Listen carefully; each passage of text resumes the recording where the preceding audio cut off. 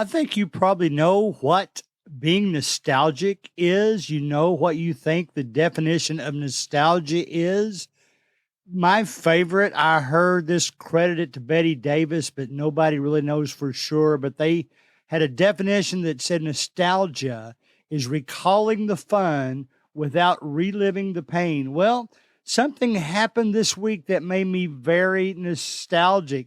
I was going to say melancholy, but I wasn't really sad. It was just a very nostalgic feeling. It helped me tie together some subjects that I wanted to talk about. And now I kind of have a reason to put them together. So we're getting down to the end of the school year. Let's talk about a little nostalgia.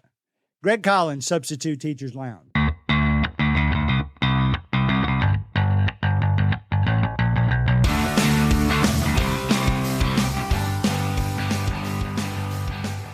All right, now don't worry. You're not going to have to listen to me just tell you some sad stories that I came up with this week.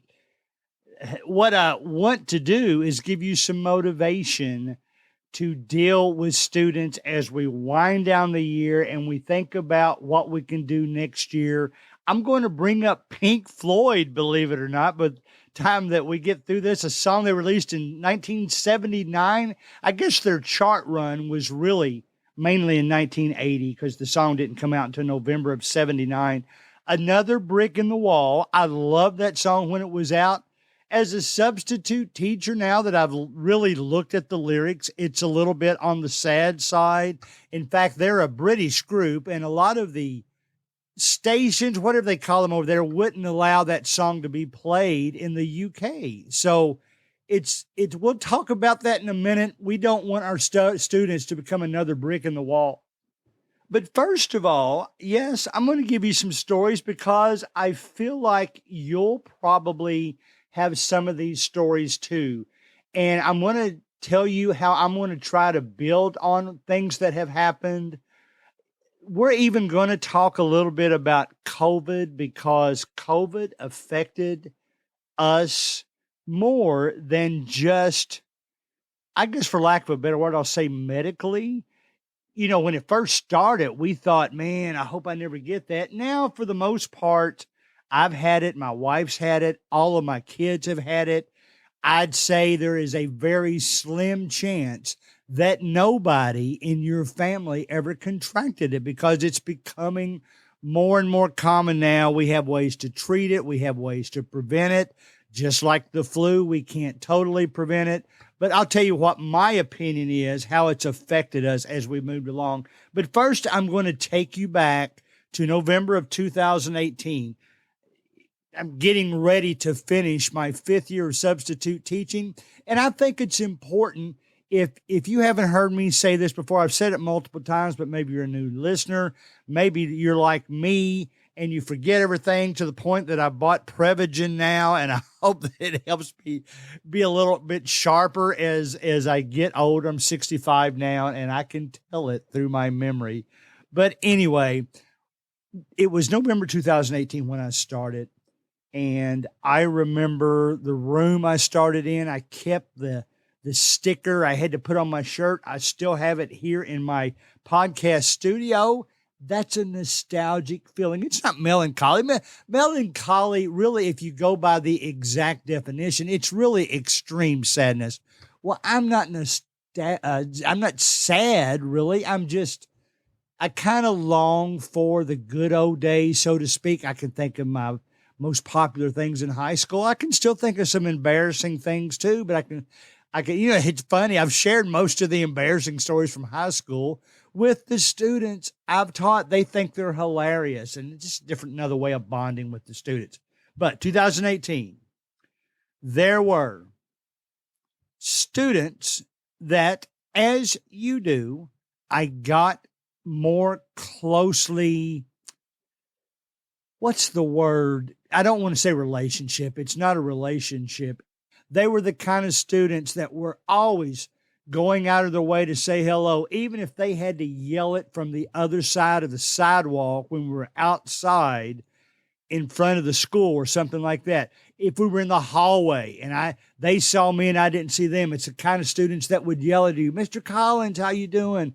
And it's the kind of students that would be willing to support whatever I wanted to try in the classroom. It's the kind of students that did their work, not necessarily a straight A student. Some of them are, but just students that were willing to participate in what we had going on. Students that took it upon themselves maybe to help out with class, clean up some after class. I've had students that just voluntarily cleaned up after the last period of a class. The first time I did long term, it was like that.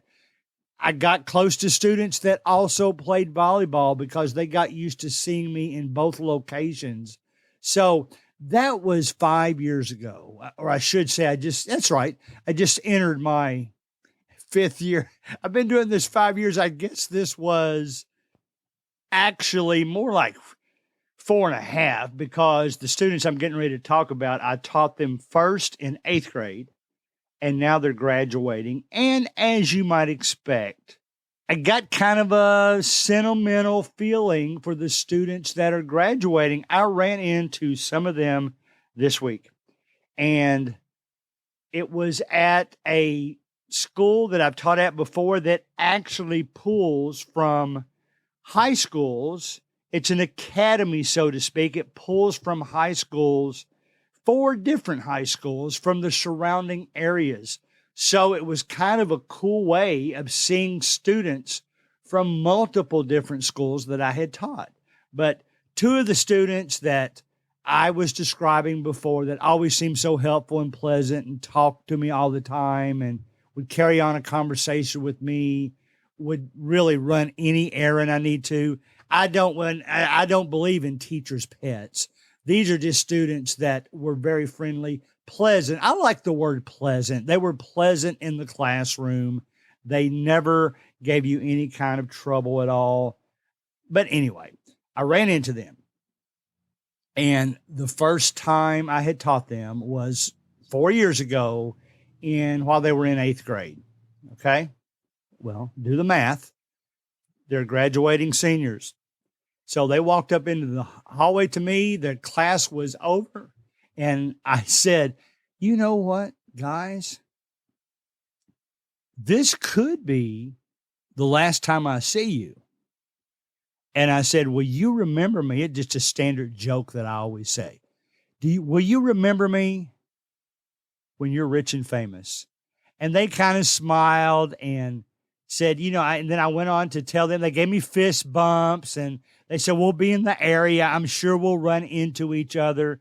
And then one of the students that I felt like if I had to rank students, she would definitely be one of my top 10 favorites. And I don't even know how to explain why. She just is. But she said something that made me feel so nostalgic, because when I first met this group of students 4 years ago, there will always be a special place in my heart for them, because they were the first bunch of students that I really felt like I got close to the point that I felt like I was really teaching them, maybe not so much about the subject, maybe about life.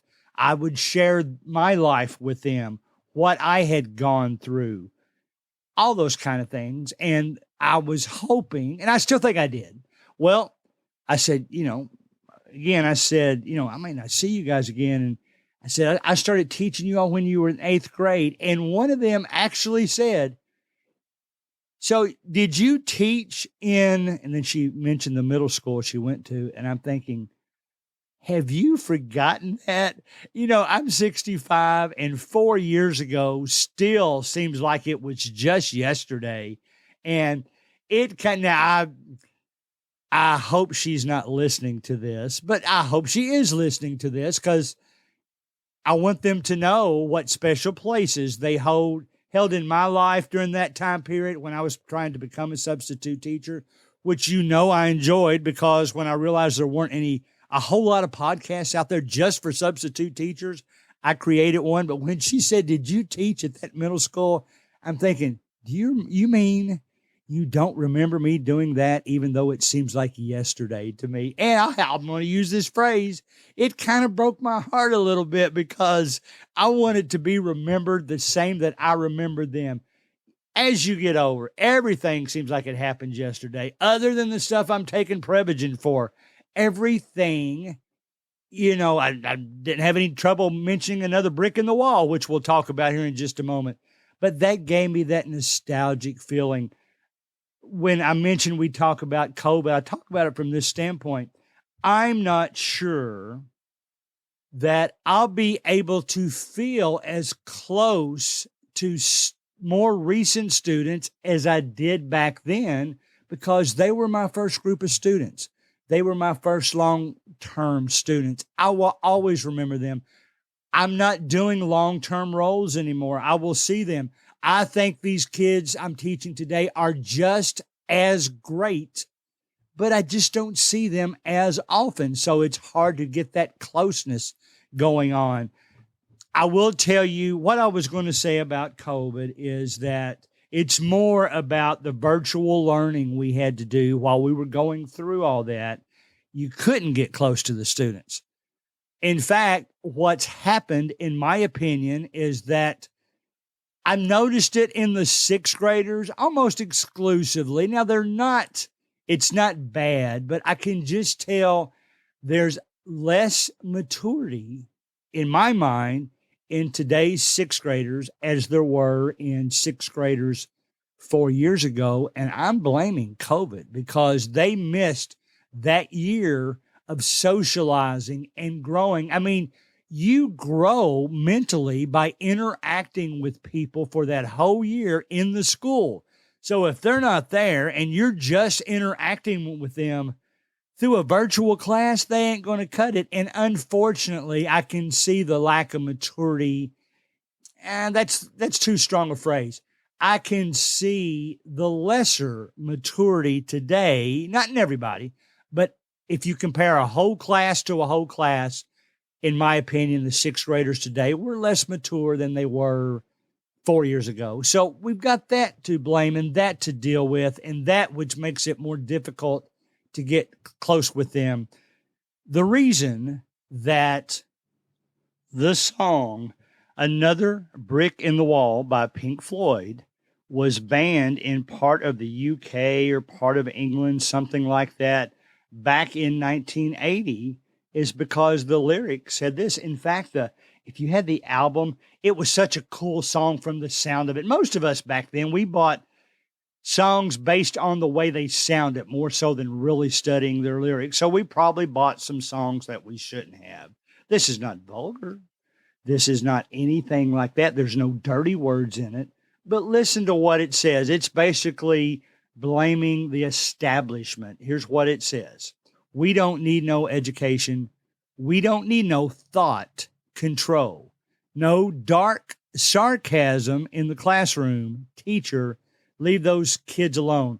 And then at the end of the song, there was a spoken word where they were making fun of teachers who yelled at students, insisted that they had to do this, even if it made no sense to them. So that's what that song was about. And the reason that was called Another Brick in the Wall is that they were blaming teachers just for treating students as another brick in the wall, just another thing they had to put in their experience and then move on to the next one. That's what another brick in the wall means.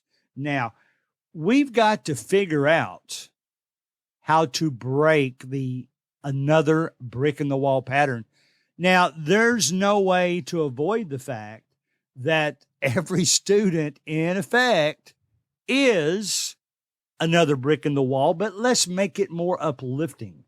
Let's turn it from substitute teachers who just deal with this child as quickly as they can, get the year over with so maybe they don't ever have to see them again. That's the Pink Floyd version of Another Brick in the Wall. The positive, let's turn it to a positive. We can treat students as another brick in the wall in that we can treat everyone as special as everyone else. I will tell you this, those students that I described at the beginning of the podcast, they were great students. Some of my quote off the record favorites, but I still feel like I treated all students the same. I asked them one time, I took a straw poll. I had them do it on a piece of paper. And I asked them, do you think I have favorites? Or do you think, at least for the most part, I treat all students equal? And thank goodness it wasn't 100%, but it was close to 90% said I treat all students equal. I want that student that I know is never going to understand the subject I'm trying to drill into their head. Even if I'm just a substitute, I still help them out. Even if they're not going to understand it, I want to treat them well. Even the students that have given me problem after problem, if I know I'm going to teach them again, I'll be thinking about what can I do to make them understand what we're trying to accomplish.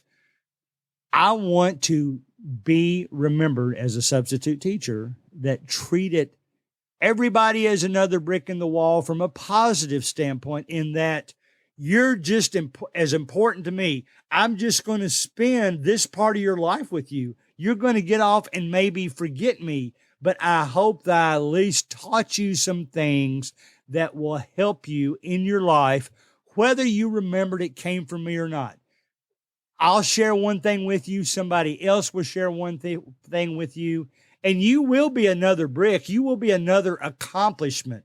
Let's call it that, another accomplishment in the wall, in that you can share the positive things that I've tried to share with you, with everyone else you come in contact with.